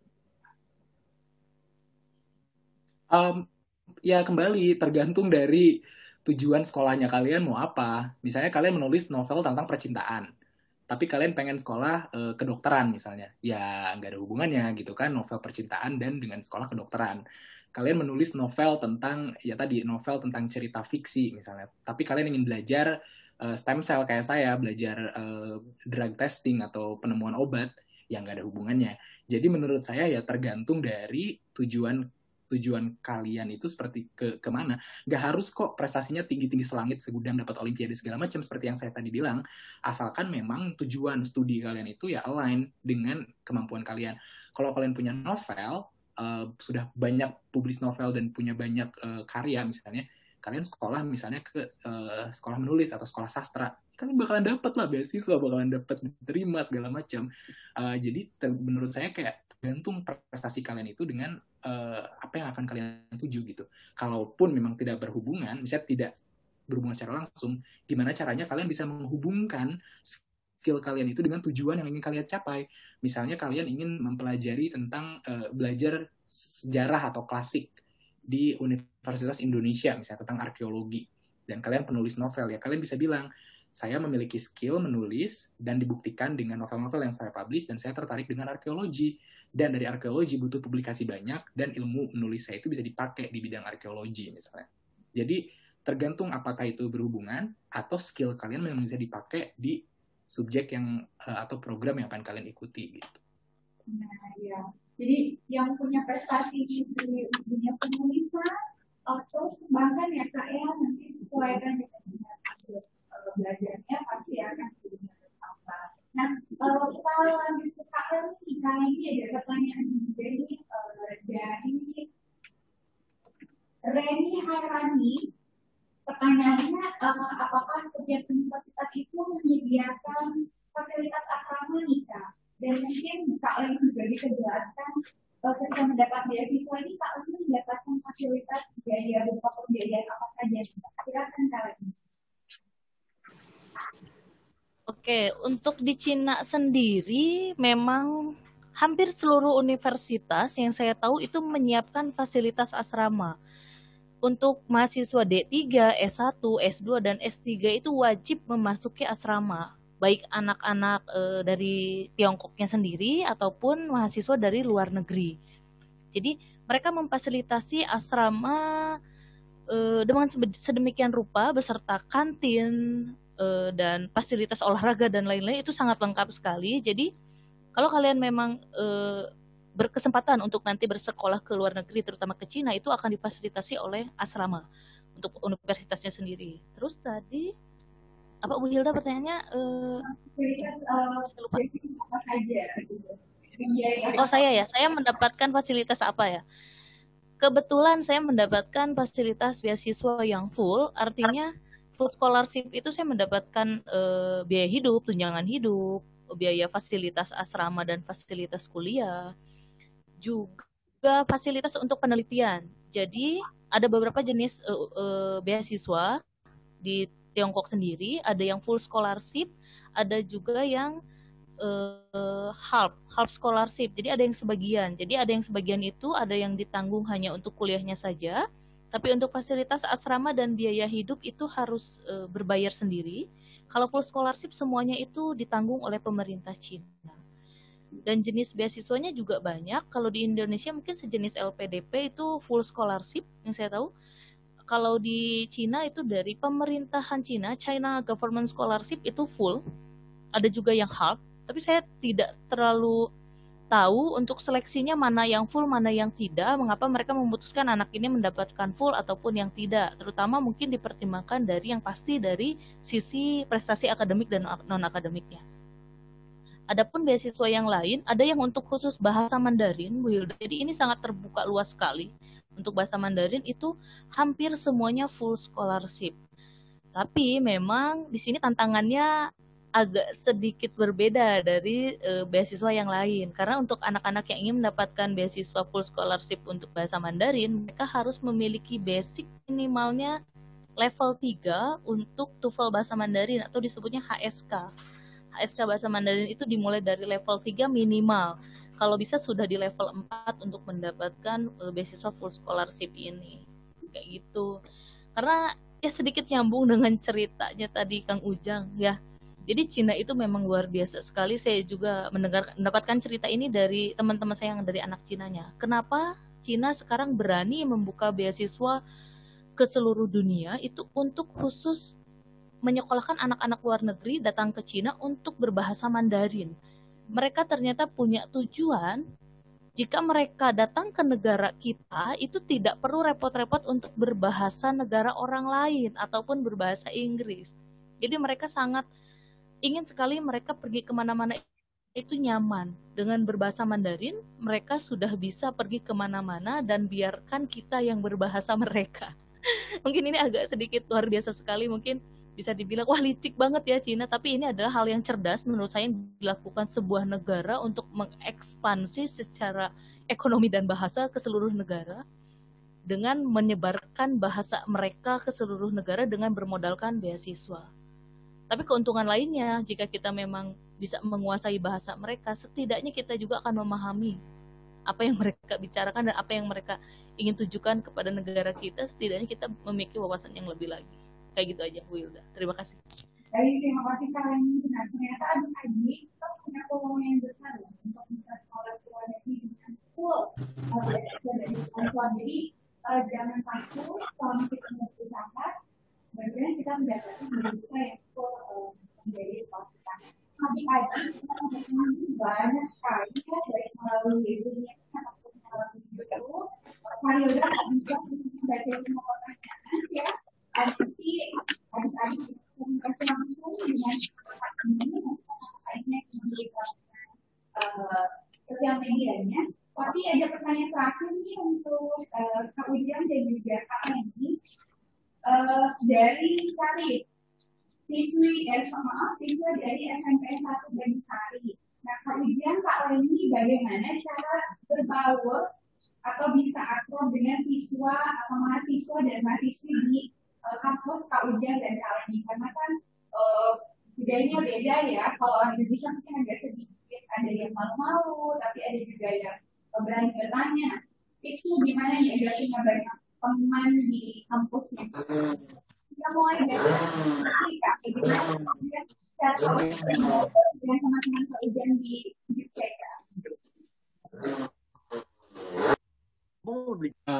Pertanyaannya gimana cara mengatasi supaya nggak malu-malu interaksi dengan orang-orang lokal gitu ya? Iya, ya itu agak tergantung dari karakter kalian sih ya. Apakah kalian bersifat introvert atau orang yang extrovert? Mungkin orang extrovert kayak saya nggak kesulitan untuk nyari temen di sini karena memang nature alaminya saya yang sok kenal, sok dekat gitu ya, yang emang ketemu orang baru nggak susah gitu, jadi bisa dapat temen gampang. Jadi tergantung dari personality kalian. Apakah misalnya orang introvert harus berusaha menjadi extrovert? Ya enggak juga. Kalau emang kalian introvert ya jadi diri kalian sendiri. Menurut saya itu caranya itu adalah dengan yang paling gampang, cari lingkungan yang memang atau cari circle yang memang dekat dengan kalian. Misalnya kalau kalian sekolah di sini ada kelas, misalnya ya bisa temenan dengan orang yang satu bangku dengan kalian gitu, satu pinggir gitu, satu dekat duduk bareng di lecture theater gitu di kelas. Kalian bisa kenalan, kalau cocok ya bisa jadi teman. dan segala macam. Atau misalnya kalian banyak ikut kegiatan-kegiatan yang memang kalian suka tapi nggak kepaksa gitu. Misalnya kalian suka olahraga, badminton misalnya, ya ikut klub badminton. Atau misalnya kalian suka bola, ya ikut klub bola. Atau kalian suka nonton konser, ya ikut klub-klub yang suka nonton konser. Sesuaikan dengan yang kalian suka, biar nanti ketika ngobrol itu juga ada yang jadi bahan obrolan gitu, jadi bahan obrolan. Dan sekarang bisa disiapkan. Jujur, saya juga sampai sekarang masih kesulitan untuk berinteraksi dengan orang-orang, nggak ke semua orang gitu, ke beberapa orang. Karena mungkin misalnya gini, di sini banyak banget cerita tentang film gini, kayak misalnya nonton film di Netflix kemarin tentang Queen's Gambit gimana, atau nonton Netflix cerita tentang filmnya Dash and Lily gimana gitu. Kalau saya nggak nonton film ya saya nggak bisa berinteraksi atau melakukan conversation dengan mereka. Tapi kalau saya misalnya suka nonton film dan tahu Queen's Gambit, saya bisa ngomong gitu, oh iya Queen's Gambit tuh gini loh semalam tuh. Kok si ini gini ya, kok si itu gitu ya. Nah gitu, jadi menurut saya dari sekarang disiapkan aja skill-skill kalian. Kalau yang suka bola misalnya, banyak hal yang kalian bisa diskusikan tentang misalnya, oh Manchester United sekarang gini-gini ya, gini. Kalau ada orang temen yang satu dengan memiliki kesamaan passion dengan kalian, bisa ikut diskusi, tapi jangan dipaksakan juga. Misalnya kayak misalnya saya nggak terlalu suka film Korea misalnya, ya nggak akan saya paksakan diri untuk bergabung dengan circle orang-orang yang suka Korea gitu. Ya caranya tadi, ikuti apa yang kalian suka, cari orang-orang di lingkungan yang memang satu circle dengan kalian gitu. Dan nggak susah, ada 7 miliar orang di dunia ini yang pasti ada beberapa persen yang punya kesamaan sama kalian. Iya, terima kasih Kak Ujian. Jadi adik-adik tidak perlu khawatir ya, nanti adik-adik sama adik-adik mau bergaul, walaupun adik-adik malu, pasti nanti adik-adik dengan gabung banyak kegiatan bersama teman-teman malah jadi itu bukan menghambat adik-adik untuk mau masuk ke sekolah quality. Nah, kemudian Kak Ujian, di Cina sendiri nih Kak, bagaimana kita pelajar Indonesia bisa bergaul dengan penduduk asli di Cina, karena seperti yang Kak Leni sampaikan tadi, mereka itu punya karakteristik keras, rajin, kuat, bagaimana nih Kak?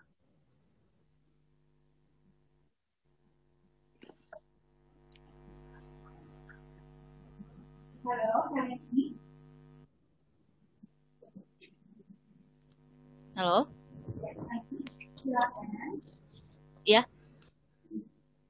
Kalau untuk di Cina sendiri ya, masalah komunikasi sosial pertemanan itu karena masih negara Asia, walaupun itu Asia Timur, berbeda dengan kita di Asia Tenggara, culture-nya sebenarnya masih sedikit mirip. Yang pasti, kalau tadi kan kata Kakak Uji, carilah circle yang kecil. Kalau dari saya mungkin tambahannya adalah pelajari dulu kulturnya, pelajari dulu budaya mereka di sana seperti apa. Kalau kita bisa baca dari buku, misalnya budaya mereka itu seperti apa, cara berinteraksi seperti apa, terus kita lihat. Jadi lama-lama kalian akan tahu. Misalnya untuk orang Barat itu biasanya untuk orang Amerika, orang Inggris itu tidak suka basa-basi. Misalnya kalau untuk pertemanan, misalnya kalau nanya aja langsung gitu kan.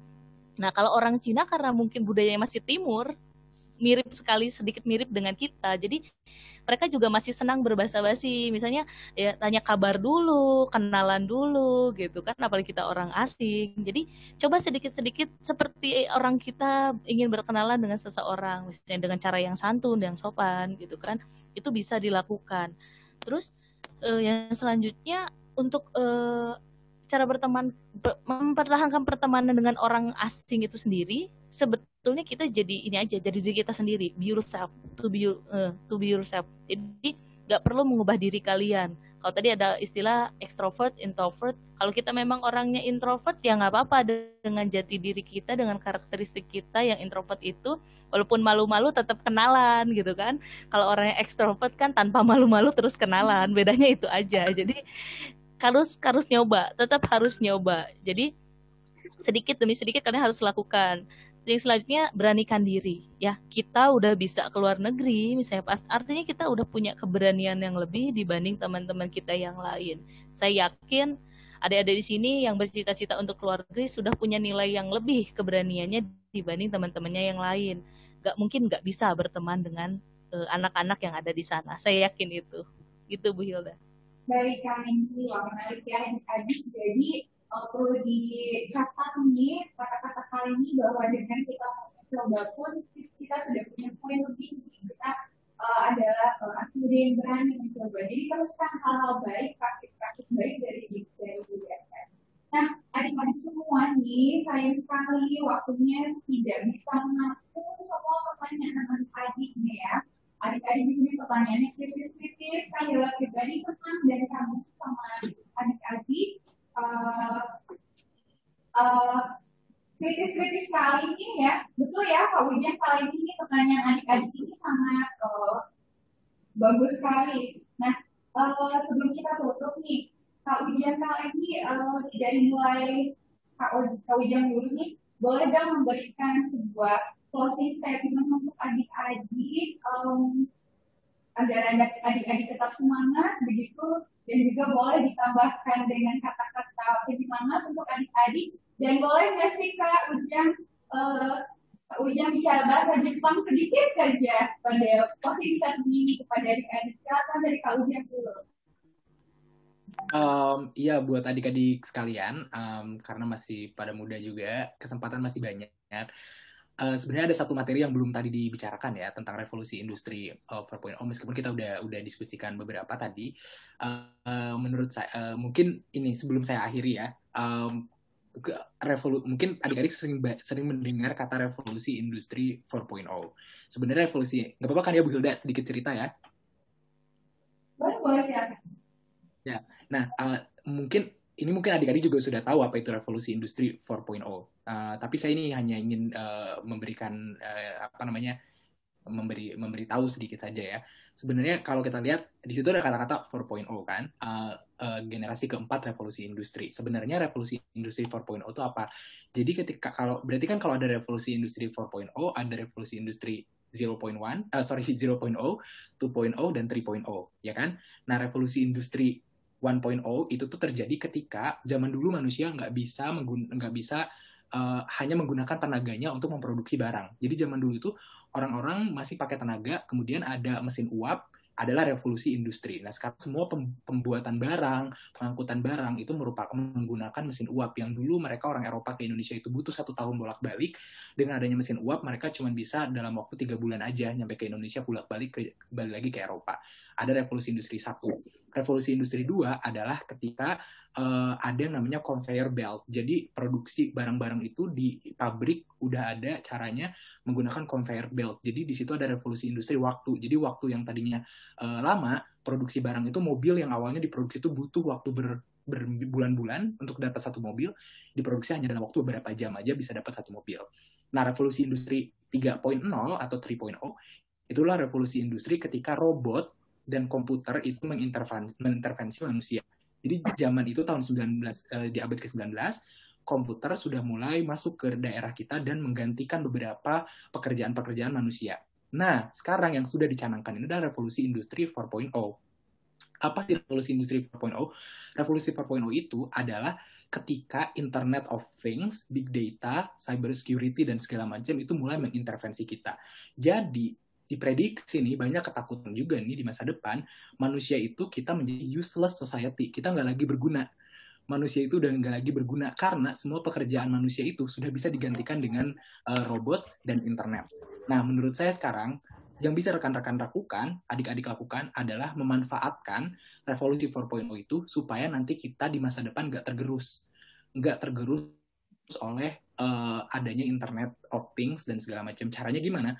Pelajari dari sekarang, kalau kalian memang suka dengan komputer, dari sekarang pelajari program bahasa pemrograman, teknologi, IT, informasi, akses banyak-banyaknya internet, tapi yang positif. Kemudian cari cara untuk sekolah ke luar negeri juga, dan pelajari tentang internet itu. Itulah esensi dari revolusi industri 4.0 dengan adanya internet ini. Bukan saya mempromosikan sosial media ya, tapi itu memang udah nggak lagi, akan ada beberapa profesi di masa depan itu yang nggak akan ada lagi. Gini, profesi sekarang yang kita bilang ada, itu zaman kalian nanti, kalian ketika dewasa nanti, itu profesi itu mungkin aja udah nggak ada. Contoh, zaman dulu petani yang menggunakan cangkul itu masih tinggi, tuan tanah saat itu masih tinggi value-nya. Tapi sekarang semua sudah digantikan pakai robot, pakai mesin penggali tanah dan segala macam. Profesi petani yang mencangkul itu sudah mulai digantikan. Dan sekarang mungkin aja nih ya beberapa profesi, saya bukan menakut-nakutin, tapi mungkin aja nih akan ada profesi-profesi yang akan digantikan. Contoh, akuntan. Mungkin aja nanti akuntan akan digantikan oleh komputer yang bisa memprediksi. Atau misalnya profesi apa lagi ya? Peramal misalnya, atau itu ekstrim ya. Tapi bakal banyak banget profesi-profesi yang bakal tergantikan. Yang kalian bisa lakukan sekarang adalah navigasi, cari tahu profesi-profesi masa depan yang mungkin ada. Dan ada hubungannya dengan revolusi industri 4.0 tadi, Internet of Things. Jadi internet itulah kunci kalian. Sekarang contohnya pandemi. Coba kalian, ini pandemi akan jadi salah satu batu loncatan kita untuk menavigasi apa sebenarnya di masa depan yang akan dibutuhkan banyak orang. Satu, saintis itu pasti banyak dibutuhkan banyak orang. Kenapa? Karena misalnya virus, kita nggak pernah ngerti virus itu kayak gimana, maka saintis sampai zaman kapanpun akan dibutuhkan. Kemudian kedua, programmer, computer scientist, social media influencer, terus komunikasi, brand manager, kayak tadi, kalau kalian emang suka fashion, kalian suka dance, suka TikTok dan segala macam, mungkin bisa dipelajari dari situ. Nggak harus kayak, kalau kalian emang nggak suka biologi, ya nggak usah kalian ikuti di biologi itu gitu. Jadi itu sekarang gampang, semua orang, saya bukan dari orang kota, bukan dari orang kaya, saya dari kampung yang nggak ada akses apa-apa, tapi bisa juga sampai ke Oxford gitu. Nah, jadi semua orang sekarang udah nggak ada lagi batasan, nggak ada lagi kelas, nggak ada lagi batasan, nggak ada lagi orang kaya, orang miskin, nggak ada lagi jelek, nggak ada cantik, semua orang sekarang sama. Yang beda adalah gimana kalian bisa memanfaatkan teknologi itu untuk kebutuhan kalian sendiri. Gitu. Baik, luar biasa. Terima kasih Kak Ujang, sangat memotivasi ya guys kita. Jadi adik-adik, silakan ditiru ya semangat Kak Ujang ini dan juga memahami bahwa banyak hal-hal baru, peluang baru di revolusi industri 4.0 ini. Dan kata Kak Ujang ini terkait Internet of Things dan banyak peluang karir yang akan muncul. Jadi yang perlu adik-adik fokus saat ini adalah kemauan untuk mempelajari itu, dan salah satu caranya juga adik-adik silakan berusaha untuk menempuh pendidikan sampai level tertinggi. Gitu ya, adalah mendoakan adik-adik sekarang bisa maju melalui jalur pendidikan. Nah, terima kasih Kak Ujang. Yang kedua juga untuk Kak Leni, pertanyaan sama Kak Leni, tolong dong berikan statement dari Kak Leni untuk adik-adik kita agar adik-adik kita semangat.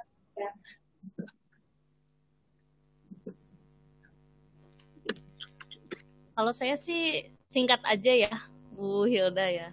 Tapi pakai bahasa Cina sedikit ya, nggak apa-apa ya.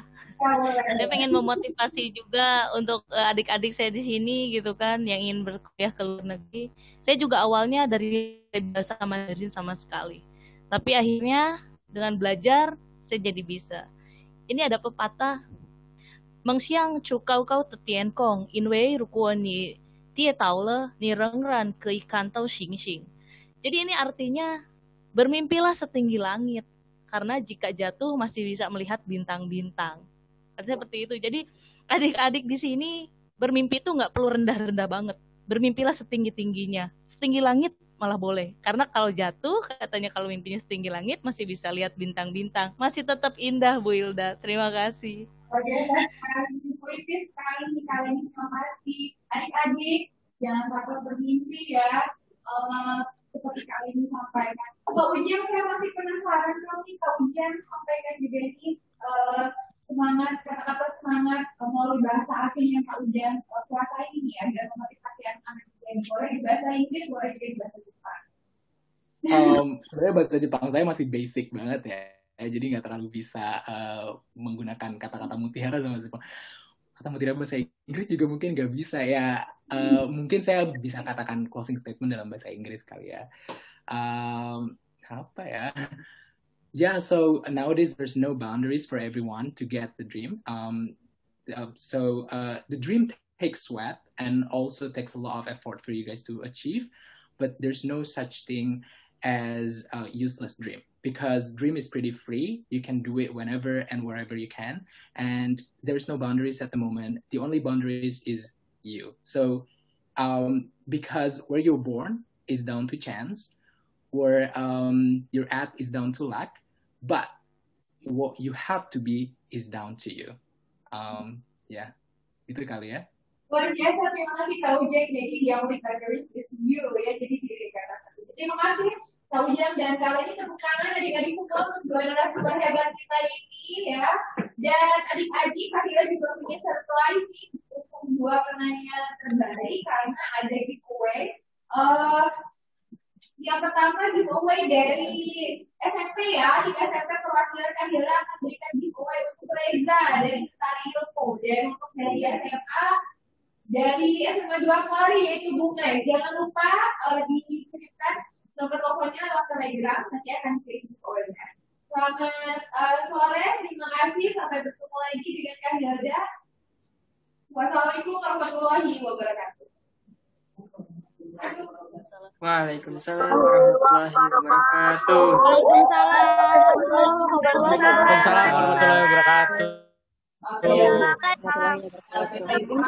warahmatullahi wabarakatuh. Sayonara, sayonara.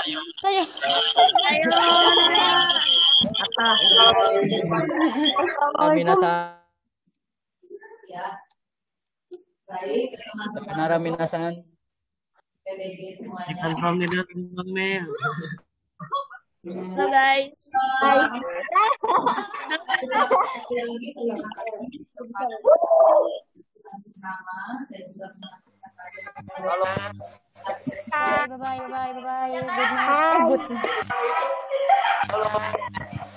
Sasage.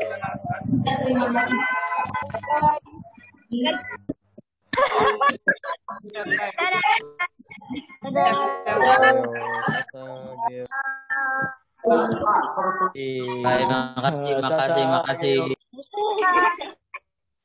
Terus teman-teman. Ya,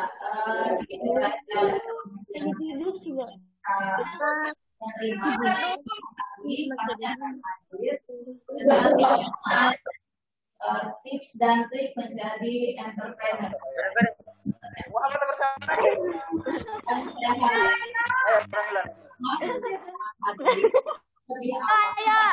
Yaitu pada pukul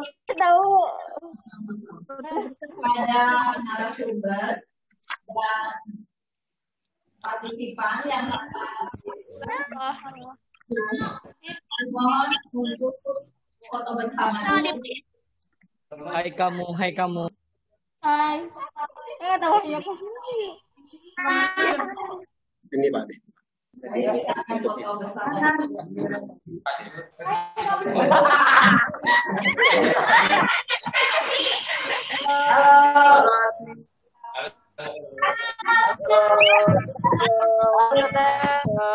Baik, saya hitung ya. 1, 2, 3. Ya, 1, 2,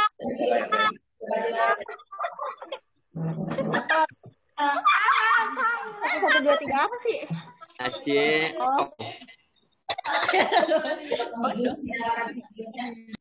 Kita ambil fotonya. 1, 2, 3. 2.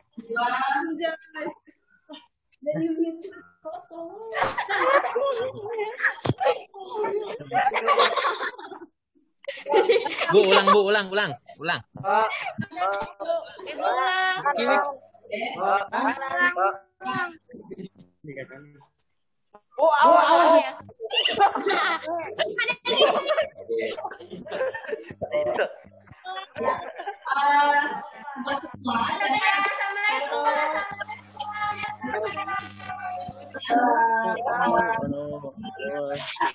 Yang ada di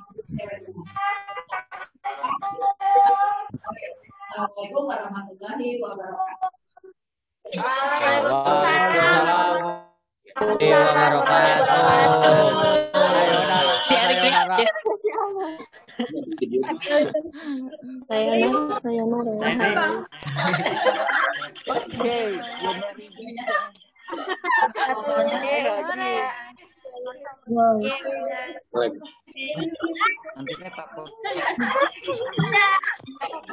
Ini gimana cara?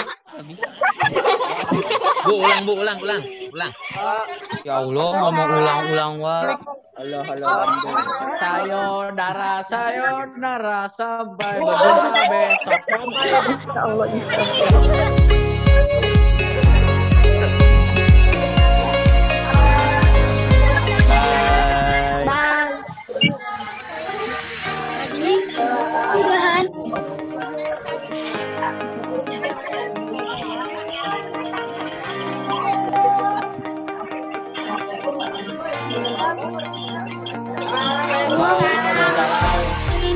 warahmatullahi wabarakatuh.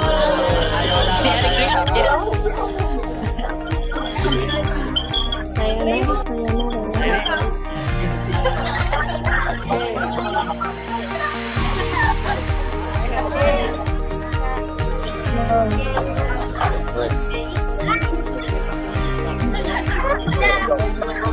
Ini gimana caranya? Bu, ulang. Ya Allah, ngomong ulang, Pak. Sayonara, sampai berjumpa.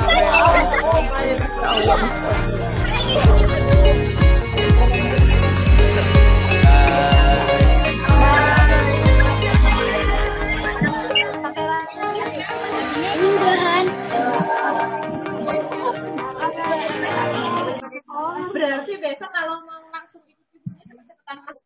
Ya. Kalau enggak berarti yang lain live streaming juga. Masuk. Masuk. Mudah-mudahan bermanfaat.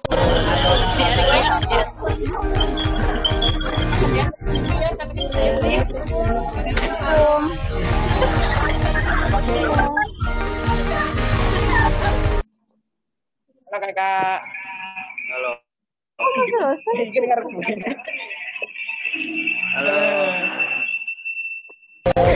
Ini gimana maksudnya? Bu, ulang. Allah, ngomong ulang, Pak. Bang. Sayonara, sampai berjumpa.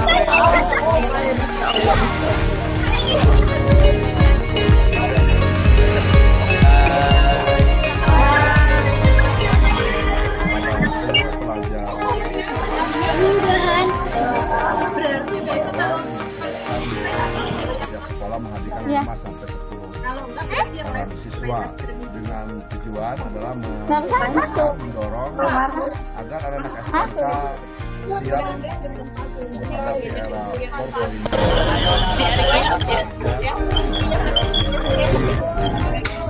SMA bisa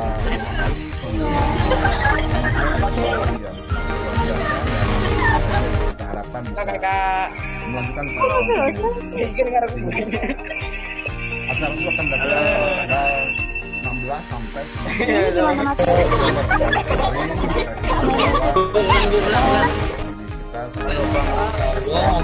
Ulang, Pak.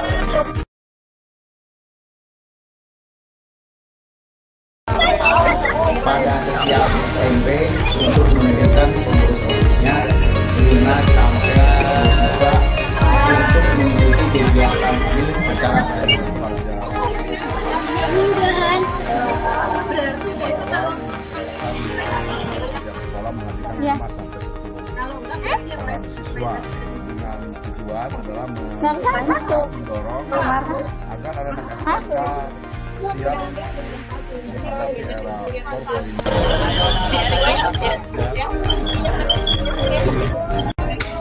SMA bisa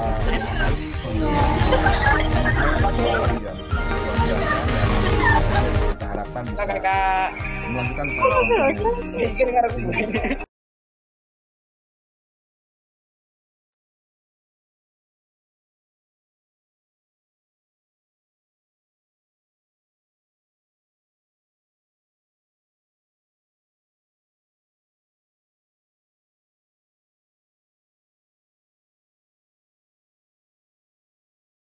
Assalamualaikum.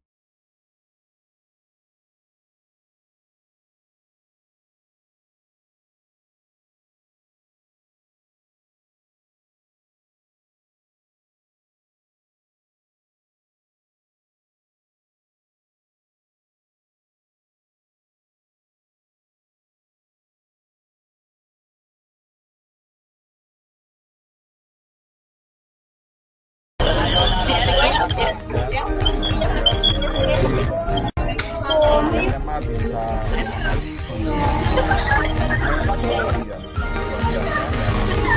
kita harapkan bisa melanjutkan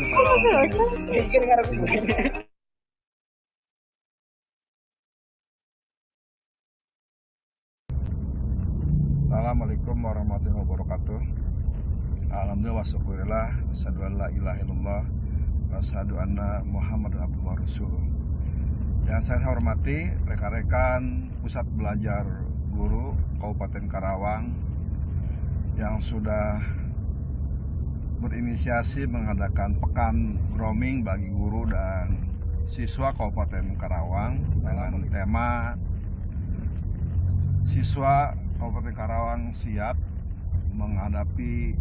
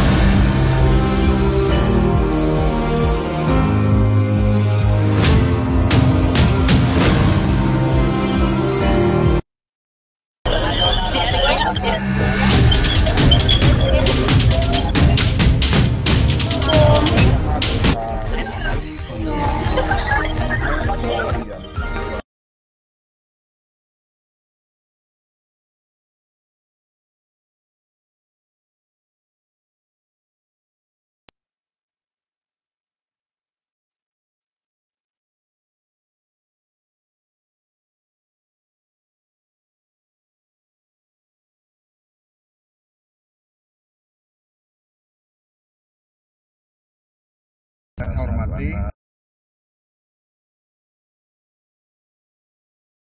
pelajar yang sudah Kabupaten Karawang berinisiasi mengadakan pekan grooming bagi guru dan siswa